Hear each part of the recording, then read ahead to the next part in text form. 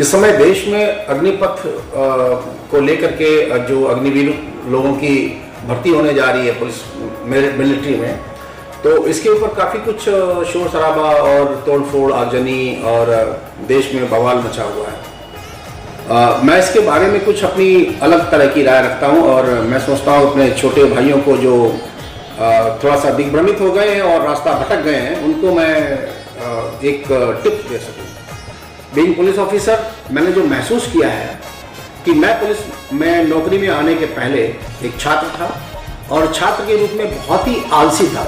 मतलब मैं आराम से उठना बड़ी आराम तलबी थी। और इसके बाद जब मैं पुलिस ऑफिसर्स मेस में अपने नौकरी करने के लिए प्रशिक्षण लेने गया, तो उस ट्रेनिंग में सुबह 4 बजे जगना है, तैयार होना है, नहाना धोना है, शेविंग करनी है सब,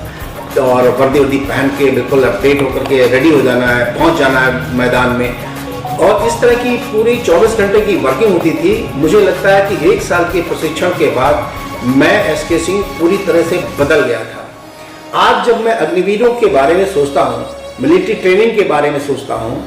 तो मैं सबसे पहले अपने छोटे भाइयों को और पूरे देशवासियों को बताना चाहता हूँ कि एक लड़का जो ट्रेंड होता है, जो प्रशिक्षण लेता है, और खासकर मिलिट्री की ट्रेनिंग, ये तो ट्रेनिंग अव्वल दर्जे की होती है, तो उस ट्रेनिंग को करने के बाद उस आदमी का पूरा रूपांतरण हो जाता है, पूरा आदमी बदल जाता है। ट्रेनिंग के पहले और ट्रेनिंग के बाद अगर आप ध्यान से देखेंगे किसी भी आदमी को, तो उसमें बहुत सारे बदलाव आते हैं। और वो बदलाव खाली उस व्यक्ति के लिए ही नहीं, समाज के लिए, उसके गांव के लिए और ओवरऑल इस कंट्री के लिए, भारत देश के लिए ये बहुत बड़ी निधि बनने जा रही है। एक ट्रेंड व्यक्ति, एक मिलिट्री वाला अनुशासित व्यक्ति, वो ट्रेन में बैठेगा तो करीने से बैठेगा, बस में बैठेगा तो करीने से बैठेगा, 4 लोगों के बीच बैठेगा, करीने से बैठेगा। और एक बात बताऊं, अगर वो चल रहा हो सड़क पे, एक फौजी चल रहा हो और एक आम आदमी चल रहा हो, तो फौजी की चाल दूर से दिख जाती है, दूर से लग जाता है कि शेर, बब्बर शेर आ रहा है। उसकी चाल अगर आप ध्यान से देखें तो जो ट्रेनिंग की वजह से जो कदम ताल होती है, जो हम पैर मिलाते हैं, जो हम मार्च करते हैं, पीछे मुड़, बाएं मुड़, आगे मुड़, तेज चल,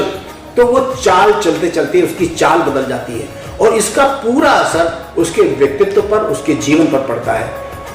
तो ऐसा व्यक्ति जब बैठता है, बोलता है, चलता है, बातचीत करता है और कहीं किसी मुद्दे पर अपनी राय रखता है, तो उसकी बात ही अलग होती है। तो मैं तो ये कहूँगा कि सारे लोगों को, अगर ये सरकार न भी पैसा दे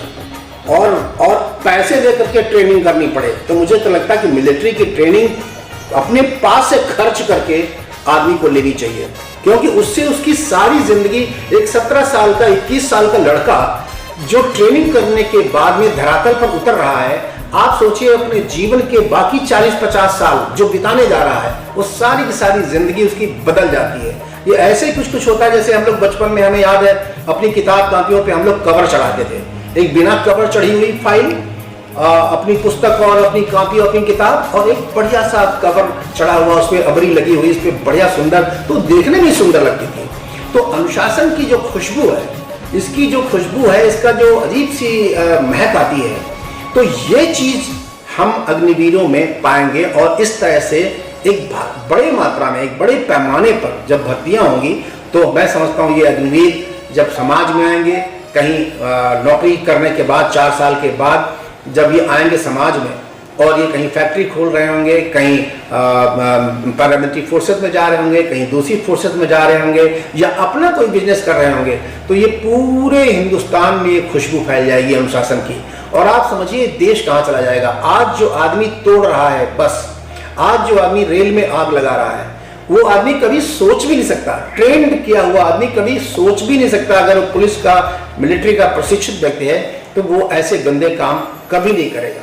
तो ये आगे आने वाले दिनों में हिंदुस्तान के निर्माण में, भारतवर्ष के निर्माण में बहुत बड़ा योगदान देने जा रहे हैं। और मैं समझता हूँ इससे समाज का और अपने देश का नाम इतना रोशन होगा, ये देश इतनी बड़ी प्रगति करेगा जिसका अता पता नहीं है। क्योंकि ये तो सारा कुछ जो उसे मिल रहा है, अभी तमाम सारे विज्ञापनों में आ रहा है कि 1 साल बाद ये मिलेगा, 2 साल बाद ये मिलेगा, और बहुत सारे लोग सवाल उठा रहे हैं। मैं टीवी चैनलों में बहस देख रहा हूँ, उसमें ये सवाल उठाए जा रहे हैं कि 4 साल बाद क्या करेगा। अरे भाई, करेगा नहीं, वो 4 साल के बाद तो एक बेहतरीन इंसान बन के निकल रहा है। ऐसे समझ लीजिए कि जैसे एक कच्चा लोहा होता है और कच्चे लोहे से कैसे वो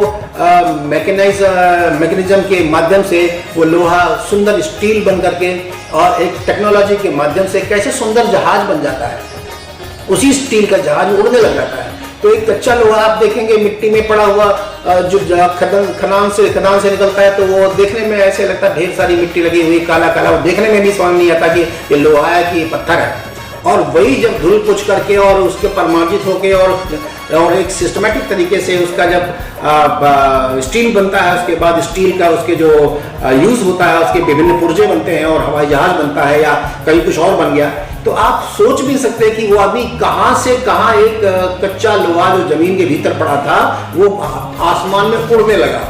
अब लोहा उड़ रहा है आसमान में, मैं आपसे ऐसे कहूँ तो आपको मजाक लगेगी, आपको लगेगा मैं झूठ बोल रहा हूँ। और जब आप खुद देखते हो, जब वो तमाम प्रोसेस से होके निकलता है, तमाम प्रक्रियाओं से होके निकलता है, तकनीक से होके निकलता है, तो वो ऐसी चीज़ें करता है जो असंभव लगती हैं। तो ये सारे के सारे लड़के आप यूँ समझिए कि कुंद हैं और बिल्कुल कच्चे माटी के लोथड़े हैं और इनको शेप मिलने जा रहा है। ये बेहतरीन मूर्त बनने जा रहे हैं, ये बेहतरीन भारत के नागरिक बनने जा रहे हैं। तो इन बच्चों से मैं ये कहूँगा कि आप सब लोग इसका स्वागत करो। बहुत सुंदर चीज़ है अग्निवीर बनने के बाद में जो आपको समाज में सम्मान मिलेगा, जो इज्जत मिलेगी, और रुपया पैसा तो छोटी मोटी बात है, इसके साथ साथ जो आपके शरीर में जो परिवर्तन आने जा रहे हैं, जो आपके भविष्य में परिवर्तन आने जा रहे हैं, जो आपका समाज के प्रति योगदान है उसमें जो आमूलचूल परिवर्तन आने जा रहे हैं, उन चीज़ों को आप ध्यान में रखते हुए बड़े शौक से हंसते हुए मुस्कुराते हुए अग्निवीर बनने के लिए कूद पड़िए, पहुँच जाइए ट्रेनिंग के लिए।